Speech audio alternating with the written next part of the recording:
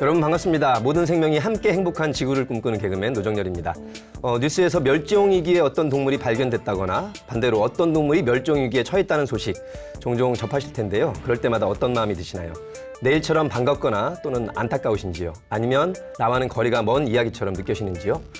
작은 미물의 생명조차도 가볍게 여기지 않는 게 불교의 가르침인데요. 만 생명이 공생해야 하는 지구에서 적지 않은 생명들이 멸종 또는 멸종에 준하는 위기에 처해 있는 것이 또한 현실입니다.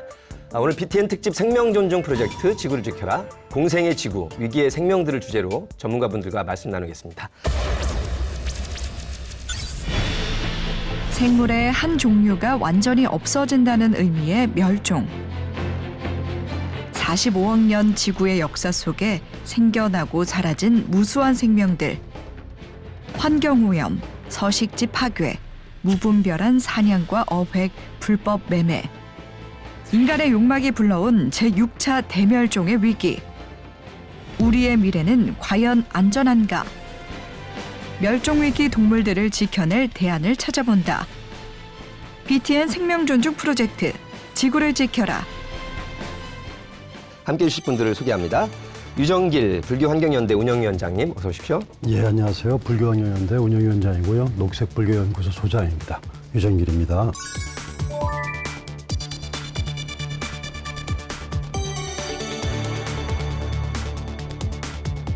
환경부에서 선발한 환경 인플루언서십니다. 지구시민연합의 홍다경 청년팀장님 어서 오십시오. 네, 환경 인플루언서 홍다경입니다. 반갑습니다.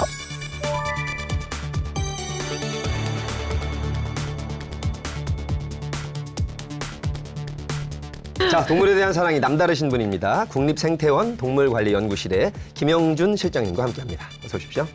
예, 멀리 서천에서 왔습니다. 서산 가지 마시고 서천. 네, 서천으로 와주시면 감사하겠습니다.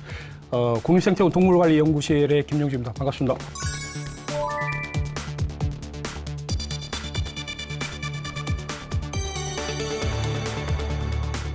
자, 한글로 동물을 그리는 아주 독특한 한글 화가십니다. 숨탄 것들 프로젝트의 진관우 작가님 어서 오십시오. 네, 안녕하세요. 한글로 생물 다양성 알리면서 생물 다양성 교육 같이 진행하고 있는 진관우라고 합니다.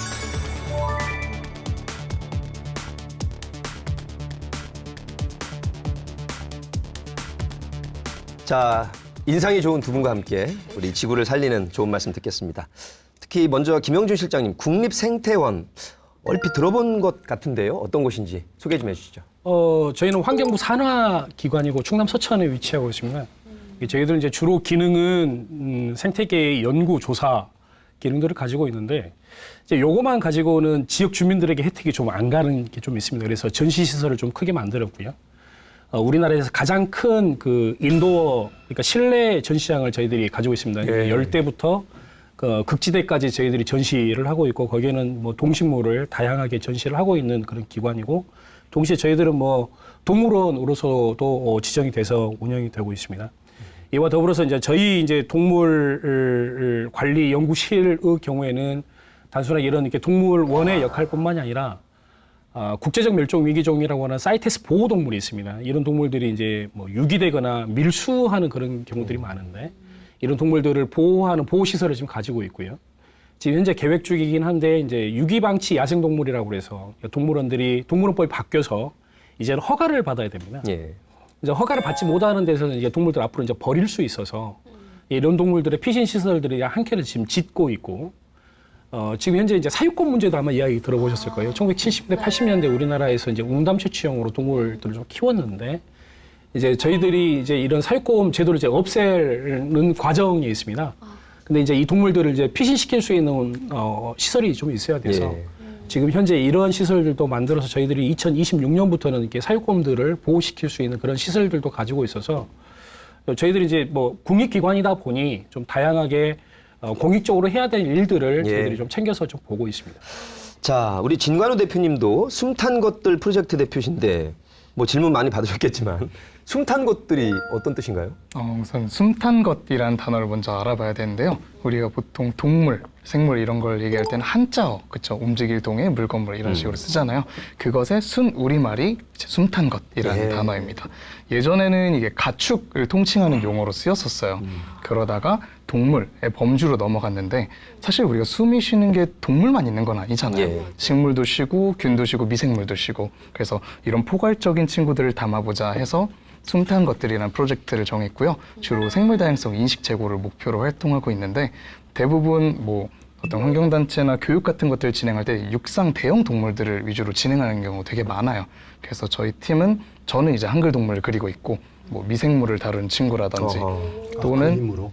그림은 아니고요. 이제 사진 찍고 그거에 정보 담는 다양한 친구들도 있고요. 형태로, 네. 그리고 또 스쿠버 다이버 분께서는 수중 촬영 담당해서 갯민숭 달팽이 찍으신 친구, 네, 그런 분들도 계시고요. 네, 이렇게 좀 폭넓게 생물 다양성 인식 제고를 위해서 활동하고 있습니다. 말씀하셨지만 한글로 그림을 그리는 굉장히 독특한 작업을 하고 계신데 어떤 계기가 있을까요?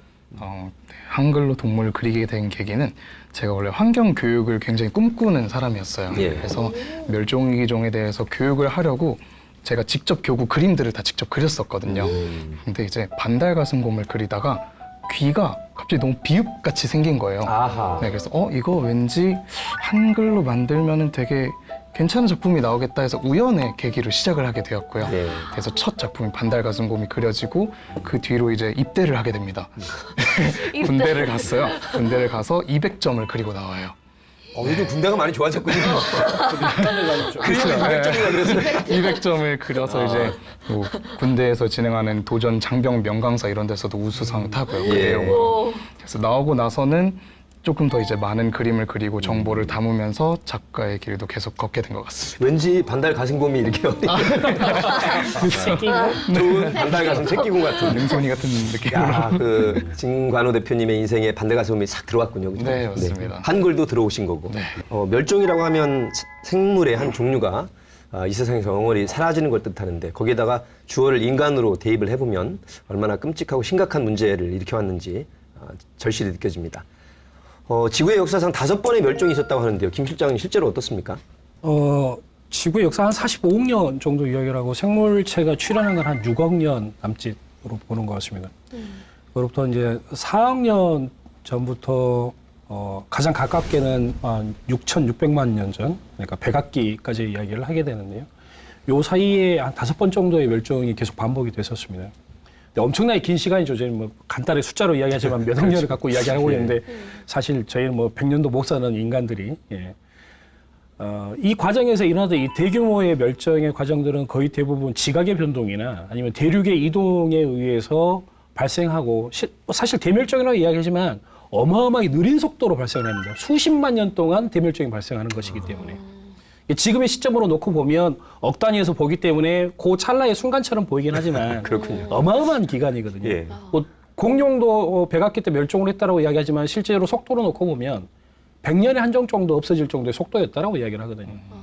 근데 지금 현재 이제 6번째 대멸종이 시작하고 있다라는 이 인류세에 발생하는 것은 사실 그 속도를 엄청나게 넘어서죠. 산업혁명 이후에 인간이 발생시키는 이 어마어마한 일들이 정말로 찰나의 순간에서 발생하는 거라고 보기 때문에 지난 과거에서 발생했던 5차례의 대멸종과는 그 비교할 수 없는 속도로 지금 발생을 하고 있다라고 보셔도 될 것 같습니다. 아이고, 그렇군요. 그러면 지금 6번째 대멸종까지 이제 직결돼 있다고 들었는데 그게 문제가 이제 주된 원인이 인간이라고 하는데 그래도 인간이 좀 노력하면 희망이 있을까요, 작가님? 어떻게 생각하세요? 우선 지금 물론 인간이 많은 개발이라든지 혹은 밀렵이라든지 여러 가지 상황에 의해서 많은 생물종에게 피해를 끼친 것이 사실입니다. 그래도 이거를 조금씩 복구하고 복원하려는 노력들이 굉장히 많은 곳에서 이루어지고 있다고 생각을 해요. 예를 들어 뭐 국립공원을 지정을 해서 내부를 보호를 한다든지 혹은 우리나라 같은 경우에도 서식지회 보전기관이라고 해서 그 종이 그 서식지에 살지 못했을 경우를 대비해서 이제 연구하고 지속적으로 복원 사업을 추진하는 그런 곳이 28곳 정도가 있거든요. 예. 거의 다 가보셨어요? 우리 네. 그러니까요. 28군데. 28군데는 다 가보지는 못했고요. 네. 그래도 아까 뭐 국립생태원의 존재도 우리에게 반가운 거지만 그래도 우리가 이런 노력을 한다는 게 네. 그래도 아주 도외시하지는 않는다는 그런 생각은 듭니다. 네, 맞습니다. 어쨌든 멸종이라는 단어 들으면 굉장히 우리한테는 큰 위기감이지만 또 경각심도 갖고 있어야 될 것 같긴 합니다. 예. 아까 그 사람이 희망이라고 얘기했는데 어떤 시에 보면 인간이 희망입니다라고 하는 시집이 있어요, 그죠? 근데 이 환경 문제와 관련돼 가지고는 인간이 가장 문제입니다. 그렇죠. 근데 해결할 주체도 우리밖에 없는 것 같기도 하고. 그러니까 그래서 사실 결국 사람이 파괴했지만 결국 이 회복할 수 있는 것들도 결국 사람일 수밖에 없다라고 생각이 들어서 아까 인류세 지금 어쩌면 인간의 멸종 얘기하고 있는 이런 상황에서 지금 우리가 기대할 수 있는 것들은 결국 인간의 어떤 의식의 변화를 통해서 어떤 전환된 삶이라고밖에 할 수 없을 거라고 보여집니다. 예. 전에는 천연기념물이라는 표현이 굉장히 익숙했는데 요즘은 멸종위기 동물 이런 표현도 많이 들리고 있습니다. 멸종위기 정도 단계가 세분화되어 있나요? 예. 일단은 먼저 말씀드릴 거는 천연기념물 지금도 있고요. 예. 천연기념물은 크게 문화 인문학적인 요소에서의 기념물이라고 말씀드릴 수 있습니다. 문화재청에서 관리를 하고 있고요. 물론 이 제도는 전 세계 4개 국가밖에 없고 이제 그 중에 하나가 이제 한국인데 주로 이제 우리가 기념할 만한 이렇게 자연유산의 수준에서 보실 수 있을 것 같습니다. 예. 이제 환경부에서는 멸종위기종을 이제 1급, 2급으로 단위를 나누어서 이제 구분을 하고 있고 이제 그 외에 이제 관심종이라고 해서 비법정 동물이지만 좀 유의 있게 보자라는 그런 시스템도 좀 있고요. 그 이제 우리나라 시스템 주로 이제 이렇게 되어 있고 국제적으로는 크게 이제 그 IUCN 그러니까 세계 자연보전 연맹에서 평가들을 전문가들이 평가를 모든 생물종들을 좀 합니다. 뭐 한 5만, 6만 종 정도를 평가를 해서 어떤 등급에 있는지 트렌드를 계속 보는 게 하나 있고 또 하나 이제 사이테스 조약이라 그래서 이제 국가 간 조약이 좀 있습니다. 그래서 이 조약에서는 이제 국제적으로 상업적으로 거래를 해야 되는 거래를 규제를 해야 되는 그런 생물 종들을 목록을 좀 만들고 거기에 따라서 이제 국가에서 허가를 받지 않으면 거래가 되지 않도록 예. 그 양을 조절하는 그런 시스템들을 갖고 있는 그런 조약들이 있습니다. 예. 신 작가님 이렇게 여러 용어가 섞여 쓰는 거에 대해서는 어떨까요? 사실 저는 되게 이 문제가 심각하다는 생각도 굉장히 많이 들어요. 예를 들면은 레드리스트 등급이라고 있습니다. IUCN에서 지정한 등급이 이제 총 9가지로 나뉘게 되는데 그 중에 구상나무라고 우리나라 이제 한라산 위쪽에 자생하는 식물이 있습니다. 네, 지리산, 한라산, 덕유산 이런 곳에 사는 친구인데 국제적으로는 위에서만 살 수 있는. 네, 맞습니다. 그 친구들이 국제적으로는 EN 등급에서 멸종 위기 등급에 속해 있어요. 근데 우리나라에서는 이제 멸종 위기 야생생물 따로 지정을 하잖아요. 그 친구는 1급도 2급도 아니고 그 밑에 관찰종이라는 것으로 머물러져 있거든요. 아직 등재가 안 돼 있기 때문에. 그래서 이 부분에서 굉장히 많은 사람들도 혼용을 하면서 굉장히 어려워하는 것 같아요. 이 개념 자체를 다 멸종위기종이라고 쓰면 안 되나라고 하기도 하고 또 천연기념물을 얘기할 때도 계속 말이 바뀌어요. 뭐 얘는 천연기념물이고 동시에 멸종위기종이기도 한데 어떤 애는 천연기념물이기만 하고 이래서 이거에 대한 용어적인 인식이 확실히 잡혀야 되지 않나라는 생각도 듭니다. 예. 예를 들면 원앙 같은 친구는 천연기념물인데 멸종위기 동물은 아니거든요. 예. 그리고 여우 같은 경우엔 천연기념물은 아니지만 멸종위기 동물이에요. 네, 이것처럼 굉장히 어려운 개념들이에요. 그렇게 정 작가님처럼 그렇게 구별하고 다니면 안 될까요? 근데 이게 네. 한두 종이 아니다 보니까 네, 사람들이 다 혼용을 하기 시작을 하게 되는 거죠. 그래서 근데 말씀 중에 계속 식물 동물을 친구라고 하시네 진짜. 네, 맞습니다. 이렇게 순탄 것들. 정말 흠탄 것들을 친구들입니다. 친구로 여기시는. 예. 이게 약간 좀 차이가 있는 게는 어찌됐건 이제 문화재청에서 지정하는 방식 중에 하나는 문화 인문학적인 개념을 그렇죠. 좀 많이 좀 그렇겠죠. 들여다봅니다. 물론 희소성도 보긴 하죠. 근데 이제 환경부에서 지정하는 멸종위기종의 경우에는 말 그대로 생물로서만의 예. 역할들, 그럼 트렌드, 그러니까 어떻게 이 개체군이 늘어나는가 감소하는가를 주안점을 두고 보는 거라서 약간의 좀 차이들이 좀 발생을 하고 있습니다. 예. 다만 이게 이제 합치면 좋겠다라고 하게 된다면 둘 중에 하나 누군가 내려놔야 되는데 개념을 거기 좀 어려운 부분이 좀 남아 있습니다. 뭐 아까 그 멸종의 큰 원인이 지각 변동이라든가 대륙 이동 또 사실 소행성 충돌을 예. 행성이 충돌했다는 거. 어휴 끔찍하네요. 결국 기후 변화도 우리 인간들이 이렇게 개발하다 보니 가스 문제도 이렇게 나오고 그랬던 것이 아닌가 싶은데 홍 팀장님은 기후 변화 하면 어떤 게 떠오르세요? 생물종과 관련해서는? 북극곰이 제일 먼저 생각이 나더라고요. 빙하 녹는 거 관련해서는 북극곰이 상징적이고 실질적이기도 한 거죠. 가장 네. 대표적으로 상징화되어 있는 게 네. 특히 빙하, 북극곰 저기 빙하가 녹고 있는 가장 심각한 살 데가 없다. 위협을 느끼고 있고 실제로 먹을거리가 없다 보니까 최근 들어서 나오는 북극곰의 모양은 몸이 삐쩍 말라가지고 막 맞아요. 그냥 이렇게. 얼음 위에서 아주 위태롭게 막 그냥 살고 있는 네. 이런 모습 같은 것들이 많이 보여지고 있지 않습니까? 또 막 사람 사는 마을에 출연했다고. 글쎄, 네, 원래는 북극곰 자기 영역에 침범하지 그렇죠. 않는데 실제로, 그거라고 그렇죠. 하면 실제로 2050 이대로 네. 가면 2050년에 북극곰은 사라진다 이렇게 얘기를 예측을 하고 있습니다. 네. 실제로. 멸종된다라고 이십- 얘기를 합니다. 6, 7년밖에 안 남았는데 실제 네, 그렇게 진짜로. 그렇게 예측되고 예측하고 있습니까, 있습니다. 김 실장님? 북극곰의 매년 나오는 데이터들은요. 매년 나오는 데이터들은 과거 예측보다 빠르네. 빠른 거예요. 이 데이터를 보시면은 항상 나오는 과거보다 빠른데 이 데이터들이 계속 나오고 있고요. 북극곰은 이제 크게 문제가 되는 게 사실 여름철이죠. 그러니까 북극곰의 주된 먹이가 물범류인데 네. 물범류가 이제 뭐 물 안에서 사냥하는 것보다는 이게 빙하 위로 올라와 있는 얼음 덩어리 위로 올라와 있는 녀석들을 이제 주로 사냥을 하게 되는데 이제 아시겠지만 뭐 빙하가 계속 줄어들고 이렇게 바다의 면적들이 넓어지기 때문에 북극곰이 수영을 잘하긴 하지만 이게 다음 먹이터를 찾아서 이동하거나 먹이를 찾기 위해서 굉장히 많은 에너지를 소비를 해야 되고 얼음들이 계속 부서지고 있고 예. 이제 그런 문제들로 계속 연결이 되면서 북극곰은 아까 말씀하신 것처럼 이제 먹이 환경 문제 때문에 계속 문제가 되고 있고 다만 그냥 죽지는 않죠. 그냥 죽지는 않고 얘네들도 이제 새로운 공간들을 찾아서 이동할 건데 근데 문제는 이게 추운 공간이 점점 줄어들다 보니 그 바로 밑에 있는 지역들은 점점 더 더워지니까 얘네들이 여기 살던 녀석도 올라갈 수 있는 환경이 되고 얘네들은 내려올 수밖에 없는 환경이 되고 이제 이런 형태로 되거든요. 그래서 사실은 그 북극곰과 불곰이 이전에는 그렇게 많이 만나진 않았어요. 근데 최근 들어서 만나는 일이 좀 잦아지는데 문제는 예. 이 둘이 갈라지게 된 게 한 15만 년 정도 보고 있습니다. 그러니까 예. 굉장히 유사한 동물이에요. 예. 그러니까 과거에 이 불곰이 북극 쪽으로 진출을 하다가 환경 조건에 맞춰서 체형도 바뀌고 모색도 바뀌면서 이제 북극곰이 완전 떨어져 나갔는데 다시 지금 후퇴를 하고 있죠. 근데 올라갈 때는 자연적 요소였을 테고. 근데 문제는 인류가 만든 기후의 영향 때문에 이 친구들은 이제 더 아래쪽으로 내려오게 되는데 단순하게 만나는 것뿐만이 아니라 둘이 교배가 가능하다는 겁니다. 지금도 가능하다고.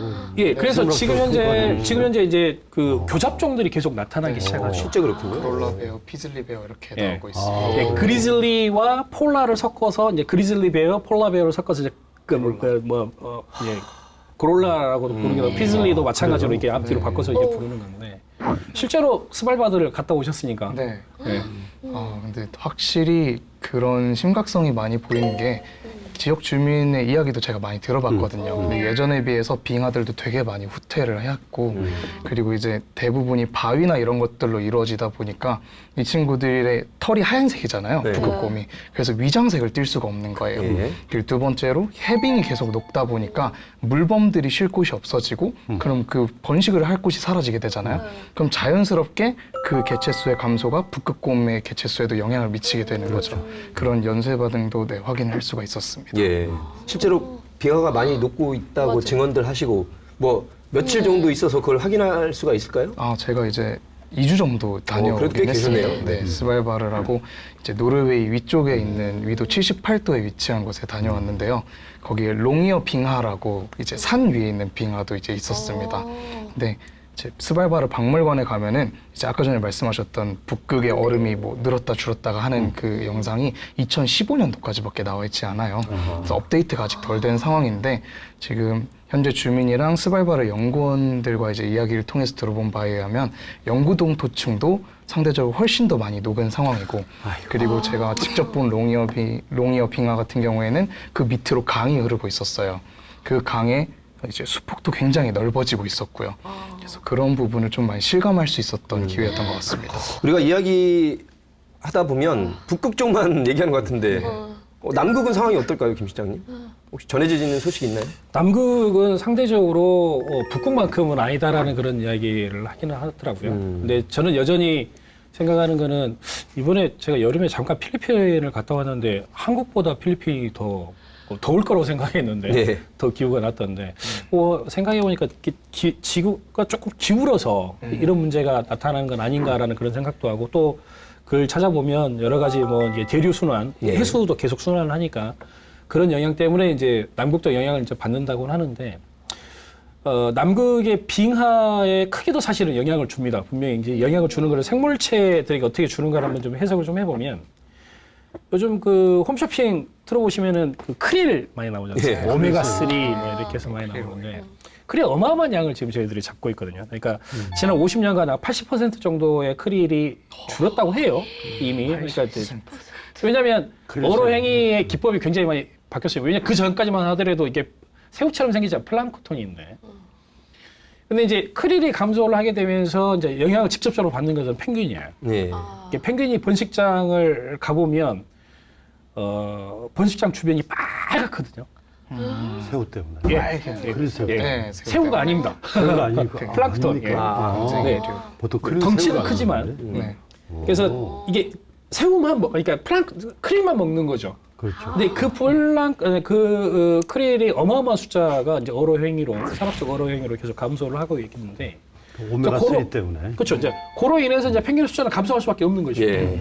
근데 펭귄의 숫자가 감소를 하게 되면 이제 연쇄 반응들이 쭉 이 물범들이 이제 주로 이제 그 펭귄을 많이 먹는데 네. 물범들 숫자 이제 감소될 거고 이제 물범의 숫자 이제 감소를 하게 되면 이제 범고래 수준까지 올라가게 되는데 계속 그러면 크릴과 그럼 빙하는 어떤 관계야라고 생각을 해보면 우리가 알게 모르게 이 크릴도 결국은 식물성 플랑크톤을 먹어야 되거든요. 근데 식물성 플랑크톤이 가장 많이 사는 지역이 빙하의 아래쪽입니다. 빙하의 아래쪽이 굉장히 우리가 생각한 것처럼 이렇게 평평하게 되어 있는 게 아니라 산맥처럼 굉장히 복잡한 구조들을 가지고 있는데 여기 사이사이에 어린 크릴들이라고 크릴들이 여기서 산란하거든요. 산란하고 그다음에 여기에 끼어 있는 녹조류를 가지고 얘들이 계속 살아가는 일종의 뭐랄까요? 부양처 형태의 구조물을 가지고 있는데 이 빙하가 계속 줄어드니까 크릴 숫자는 당연히 줄을 수밖에 없는데 한켠은 열심히 잡아대고 이런 과정들이 전부 다 시너지를 일으켜서 문제들을 이야기를 하고 있는 게 남극의 문제이기도 합니다. 자, 뭐 인간이 경작지 넓히기 위해서 일부러 불을 지르는 것도 그렇고 아까 잠깐 말씀하신 이 수렵, 밀렵하고 사냥하면서 멸종되는 위기 정도 심각하겠죠? 이제 엄밀히 따져보면 우리나라의 경우에는 이제 밀렵은 거의 사라졌다고 보셔도 됩니다. 실제로 이제 우리나라는? 90년대까지만 하더라도 꽤 많이 잡았거든요. 이게 뭐 올무도 엄청 놓고 덫도 놓고 뭐 반달가송금 사라진 것도 전부 다 그런 방식으로 잡았고 예전에 뭐 감자 폭탄이라 그래서 입 안에 들어가면 터지는 그런 폭탄까지 해가지고 곰 잡고 그랬었고 함정 파고 뭐 옛날에 꽁도 많이 잡고 뭐 참새도 많이 잡고. 근데 이제 더 그랬거든요. 이상은 한국에서는 밀렵이 그렇게 심각한 문제는 아닌 것 같아요. 아주 특별한 몇몇 종을 제외하고서는 심각한 문제는 아닌데 밀렵이 이제 동남아 쪽으로 가게 되면 꽤나 심각한 문제로 그러니까 다른 국가 동남아뿐만 아니라 아프리카 쪽도 가면은 심각한 문제인데 이제 밀렵을 그럼 왜 할까요? 과거에 이제 우리는 먹기 위해서 했을 텐데 주로 이제 펫 트레이드 그러니까 애완동물 트레이드 때문에 많이 발생합니다. 이게 저희 같은 경우에도 예를 들면 긴팔 원숭이를 우리나라 사람들이 아파트에서 키우는 사람들도 있거든요. 카멜레온 키우는 사람 여러 가지가 그러니까 있으니까. 긴팔 원숭이를 잡으려고. 우리나라에 몰래 가지고 들어오려면 새끼를 가지고 올 수밖에 없어요. 한국 사람 공격하기 때문에. 아이고. 새끼를 가지고 와야 되는데 문제는 이 새끼를 여기까지 가지고 오려면 엄마 아빠 일단 죽여야 되겠죠? 안 내려올 테니까. 근데 예를 들어서 그렇게 해가지고 새끼를 2마리를 데리고 있다 하더라도 우리나라까지 살아서 올 가능성은 낮습니다. 예. 근데 굉장히 많은 숫자가 죽고 나서 그러니까 여기에 한 마리가 오려면 적어도 10마리 이상 죽어야 돼요. 근데 이런 과정들이 이렇게 펫트레이 굉장히 큰 문제가 되고요. 두 번째로는 이제 보신문화 한약재가 많습니다. 특히나 이제 아까도 저희 이전에 말씀드린 천상갑이라고 천상갑. 천상갑 한문인데 이렇게 산을 뚫는 갑이라 그래서 천상갑이라고 이러는 갑옷처럼 펭골린이라고 부르는데 파충류죠. 아닙니다. 포유류인데요. 네, 유령목에 포유류인데요. 속하는 포유류입니다. 이 비늘을 먹습니다. 아, 네. 이게 보신문화. 네, 중국 보신문화, 그다음에 한약재 문화. 그래서 이런 것들 때문에 아주 집중적으로 잡죠. 근데 동남아시아는 거의 대부분 이제 끝났고요. 그래서 지금 아프리카 천상갑이 남획되기 시작하고 있어요. 네, 이런 것들 이제 그래서 보신문화, 한약재 이런 문화들이 있고요. 인간이 진짜 그다음에 이제 코로나19가 발생하면서 아프리카 국가 같은 경우는 사실 관광 수입이 굉장히 많은데 다 끊겼지 않습니까? 네. 그렇게 되면서 다시 또 밀렵이 성행하게 된 과정들이 또 발생을 했어요. 이게 네. 우리가 부시밋이라고 하는데, 그러니까 가축을 키우기 어렵거나 가축이 비싸기 때문에 결국은 야생에 있는 애들 막 돈 넣고 독약 넣고 해서 잡아가지고 그걸 먹는 걸 이제 부시미트라고 하는데 사실 이런 과정을 통해서 우리가 질병들도 외부로 유출된다라고도 이야기를 좀 하고 있습니다. 그래서 이렇게 좀 다각적인 문제들 때문에 전 세계적으로 여전히 계속 밀렵은 진행되고 있다라고. 뭐 인위적으로 불을 지른다든지 밀렵을 한다든지 참 인간의 큰 잘못인데요. 어떻습니까? 지금 세계 몇 군데 돌아다녀 보시거나 북극도 다녀오셨으니까. 지금 두 가지 이야기를 해보고 싶은데요. 첫 번째는 이제 아까 전에 아시아 코끼리 말씀하셨잖아요. 저는 태국의 코끼리 트래킹 문화도 굉장히 큰 문제라고 생각이 들거든요. 네, 이 경우에도 큰 어미 코끼리가 있고 이제 아기 코끼리가 있잖아요. 아기 코끼리를 어렸을 때 크러쉬 박스라는 나무 박스 안에 넣고 꼬챙이로 계속 찌릅니다. 네, 그런 이제 파잔의식이라고 해서 이 친구가 멘탈적으로 많이 흔들려요. 그러다가 이제 굴복을 하게 됩니다. 그렇게 되면 사람한테 이렇게 반항을 할 수가 없는 상태가 되고 점점 커지면은 이제 마훗이라는 코끼리를 타는 사람이 있어요. 그럼 이 사람이 계속 귀를 차면서 이 친구들을 조련을 합니다. 그래서 이런 것처럼 이제 야생의 코끼리들이 이렇게 들여온 경우도 있고, 그래서 이제 밀렵을 진행을 해서 뭐 벌목용으로 쓴다던가 코끼리를 그런 경우가 되게 많은 사례들이 이제 발생을 하고요. 두 번째로는 우리 핸드폰 많이 쓰잖아요. 예. 핸드폰 안에 이제 주요 성분으로 콜탄이랑 코발트라는 게 있습니다. 네. 그리고 콜탄에는 탄탈륨이라는 원소를 쓰기 위해서 이제 이걸 만들게 되는데 이 콜탄과 코발트의 70% 이상이 콩고라는 나라에서 나요. 지난 시간에 저희가 한번 다뤘습니다. 네. 아프리카 콩고에서 나죠. 아유. 거기서 이제 또 고릴라가 문제가 발생을 하게 되겠죠. 그래서 우리가 이제 함부로 쓰는 이런 상품들, 제품들을 이용하는 것만으로도 굉장히 큰 타격이 올 수가 있거든요. 또 추가적으로 이제 친환경 에너지 하면서 배터리 이런 것들 많이 나오는데 리튬 많이 하시죠. 네. 리튬 같은 경우에도 리튬 광산이 또 따로 있단 말이죠. 그래서 이거를 이용하려면은 굉장히 많은 양의 염수가 필요해요. 그래서 염호의 물을 싹 다 끌어 쓰는데 거기에는 생태계도 파괴가 물론 되고요. 그래서 이런 연쇄적인 반응들이 굉장히 세계 곳곳에서 일어나고 있습니다. 네, 우리 진 작가님께서 현장도 이렇게 자주 답사를 다니시는데 국제 종자 저장고라는 곳 있습니까? 다녀오셨어요? 아, 네, 맞습니다. 이번에 스발바를 다녀오면서 네. 같이 들리게 되었는데요. 이 국제 종자 저장고가 전 세계 이제 식량 위기라든지 기후 위기에 대비해서 종자들을 모아둔 곳이에요. 전 세계에 딱 두 군데가 있는데 하나는 스발바르에 있고요. 예. 하나는 우리나라에 있어요. 네, 노르웨이 스발바르. 네, 노르웨이 스발바르. 우리나라도 있어요. 네, 우리나라 경북 봉화에 있습니다. 동화에. 네. 봉화에는 약 9만 5천여 점 정도가 있고요. 그리고 이제 스발바르에는 약 120만 개 이상의 샘플이 있습니다. 예. 네, 근데 거기 안에 내부를 들어갈 수는 없고요. 이제 외관하고 이제 거기 설명만 듣는 그 정도에 그치긴 했지만 굉장히 마음적으로 뿌듯했습니다. 우리나라에 이런 게 있다는 게 네, 되게 멋지다는 생각도 들었고 여기가 한 해에 3번만 열려요. 2월 그리고 6월, 10월 이렇게 열리는데 종자가 들어올 때만 열립니다. 예. 근데 이제 여기서도 이제 문제가 발생을 했던 게 얼마 전에 침수가 또 발생을 한번 했다고 해요. 네, 근데 사실 지구 온난화 때문에 점점 이렇게 물이 많이 차고 침수 피해가 발생하면 그 안에 종자들도 자연스럽게 피해를 볼 수밖에 없잖아요. 없죠. 그래서 그런 대비도 더 많이 필요한 상황이라고 저는 보고 있습니다. 그렇군요. 네. 예. 아무튼 이렇게 인간들이 한편에서는 파괴하지만 한편에서는 그걸 보존하는 노력도 하고 있다는 그런 양면을 봤습니다. 김 실장님, 이 야생 조리와 투명 창 문제도 심각하다는데 어느 정도일까요? 저희들이 서울대학교 같이 연구를 18년도에 진행을 해봤는데요. 전국적으로 연간 한 800만 마리 정도 이상이 피해를 입을 걸로 예상을 합니다. 사실 이 숫자를 맨 처음에 이야기했을 때 저희도 잘 믿기지도 않았고 예. 많은 대중도 믿기지 않았는데 실제로 현장을 다녀보시면 어마어마한 피해들이 야기가 되고 있다라고 보셔도 됩니다. 그렇다고 투명한 유리창에 대한 대안이 있을까요? 여러 가지 방법은 있는데요. 저희들은 기본적으로 이제 5 곱하기 10의 규칙이라고 이야기를 합니다. 예. 그러니까 상하로 뭐 전문의나 선문의가 들어갔을 때 5cm 이하의 간격이면 새들이 안 지나가려고 한다. 또는 좌우로 10cm 이하의 간격이면 안 지나가려고 한다라는 거죠. 그런 문의가 있으면. 네. 그래서 과거에는 저희는 이제 맹금류, 저도 이제 믿었었는데 맹금류 스티커가 있으면 맹금류가 무서워서 안 온다라는 썰이 있어서 이제 붙여놨는데 사실은 그렇게 붙여놓으면 맹금류 스티커에 바로 옆에 충돌을 하게 되는 문제들이 있습니다. 그래서 되도록이면 이제 그런 문양들을 좀 집어넣고 특히나 사찰에서도 유리창들이 좀 있게 되면 사찰 환경이 너무 좋아서 새들이 많으니 네, 그런 것들도 좀 고민해 보실 수 있지 않을까 생각합니다. 그렇군요. 그 김 실장님께서 쓰신 칼럼을 제가 좀 봤는데 이제 자연문화재 소멸 그리고 인류문화재 소실 이거에 대해서 좀 사람들 반응이 굉장히 다르다고 하신 게 저도 굉장히 공감됐어요. 네.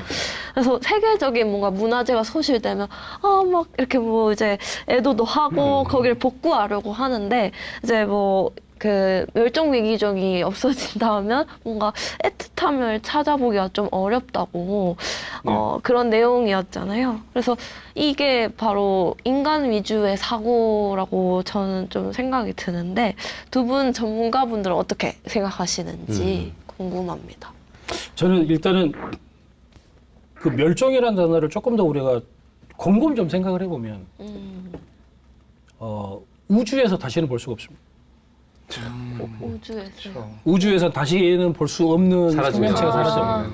그러니까 지구상에서 볼 수 없을 뿐 아니라 우주죠. 우주적으로 볼 수 우주. 없다. 이제 우주의 그 나이만큼이 더 지나가도 예. 볼 수 없습니다. 그러니까 다만 멸종은 인류가 출현을 했건, 그러니까 호모사피엔스가 지구상에 출현을 했건 안 했건 간에 멸종 끊임없이 발생하는 문제입니다. 새로운 종이 태어나고 누군가 적응하지 못한다라면 없어지는 과정은 굉장히 중요한 건 자연스러운 과정입니다. 다만 여기에 규모와 속도의 문제가 있습니다.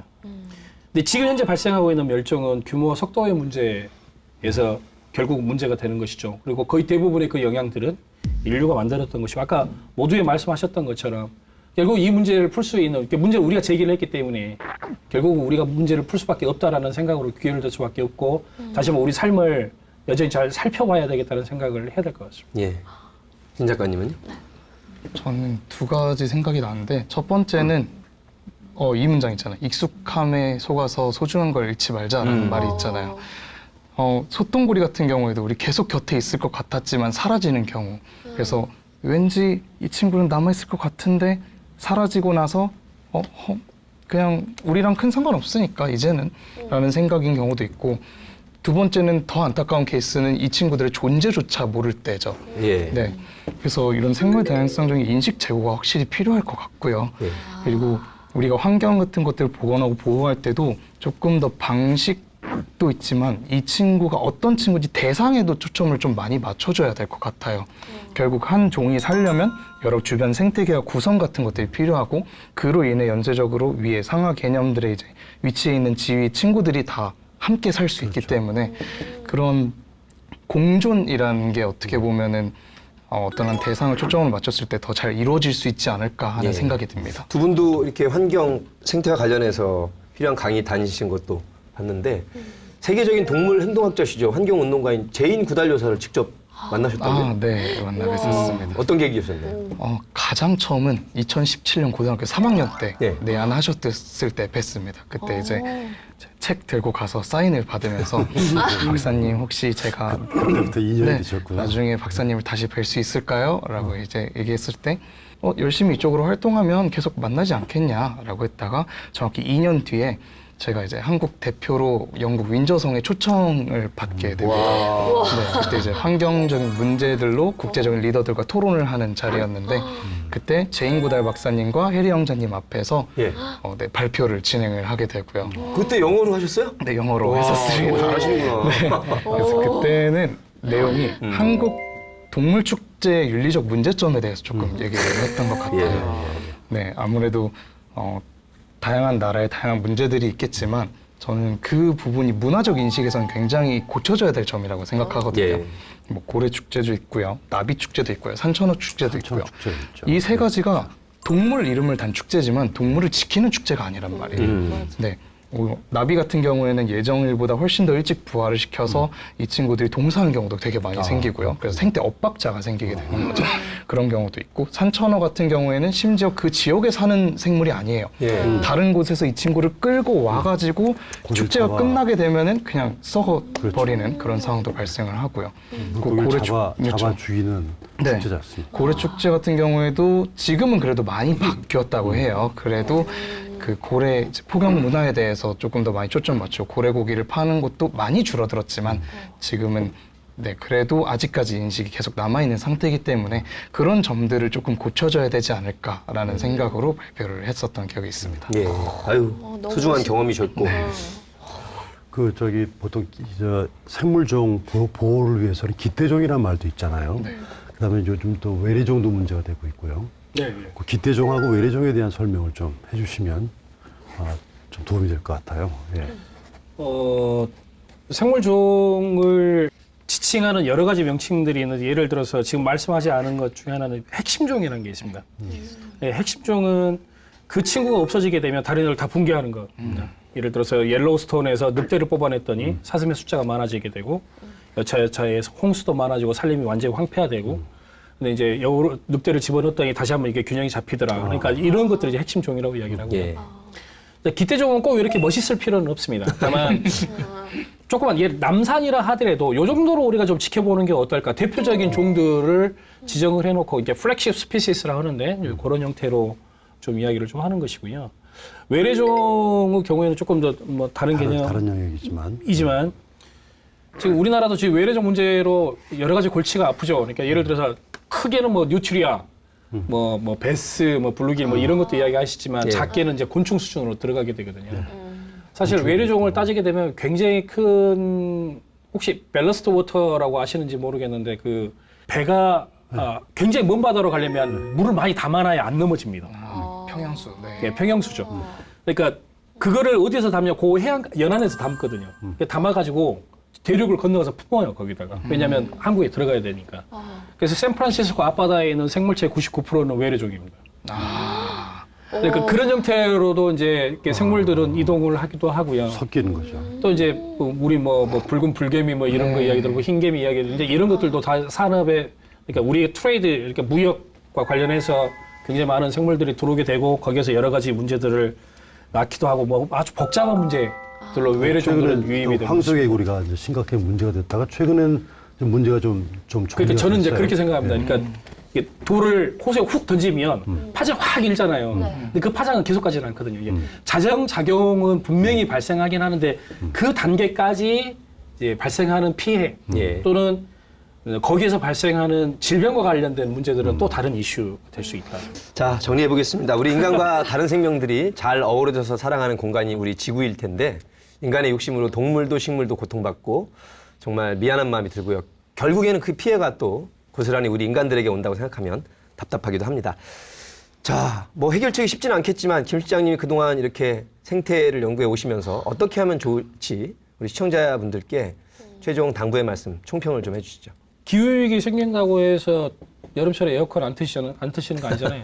겨울철에 난방도 트시고 반팔로 돌아다니시는 거 이해는 합니다. 근데 저는 개인적으로 저 같은 경우는 여름은 뭐 어쩔 수 없지만 저는 개인적으로 겨울철에 내복 입고 조금이라도 더 온도 내려보려고 하는 그런 노력들도 좀 있을 수도 있고요. 저는 18년도부터 그 유리창 충돌에 대해서 조금 좀 관심을 좀 가지고 있습니다.